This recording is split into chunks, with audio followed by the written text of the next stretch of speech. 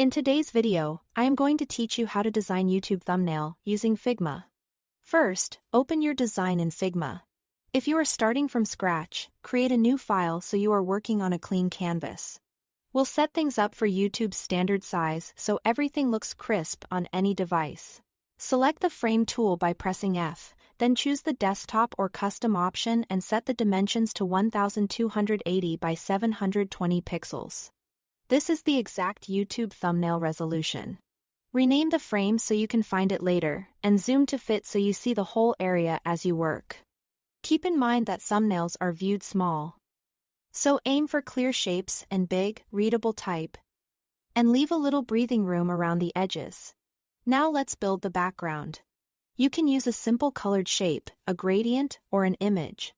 An easy approach is to draw a rectangle that snaps to the frame and then apply a solid color or drop in a photo as the fill. If your background is busy, add contrast, place a darker rectangle on top, set it to a subtle opacity or use a gradient that fades from dark to transparent. This softens the background so your text and graphics stand out. Next, add your main message. Press T to grab the text tool and type a short, compelling title. Go large and bold around 84 pixels is a great starting point.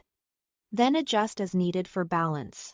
Choose a high contrast color so it's instantly readable and keep the wording tight.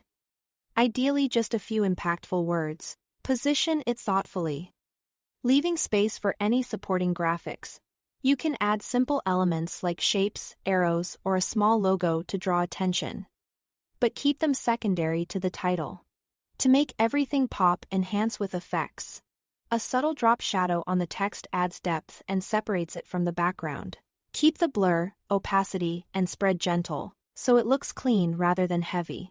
If your background is still competing, slightly darken it more or increase the text's contrast until it reads clearly at a glance.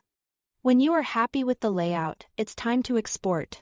Click the frame name to select the whole design. In the right-hand panel, find the Export section. Choose PNG for maximum clarity or JPG for a smaller file size and click Export. Give it a quick check at a small size to confirm it's sharp and legible. That's it. Thanks for watching.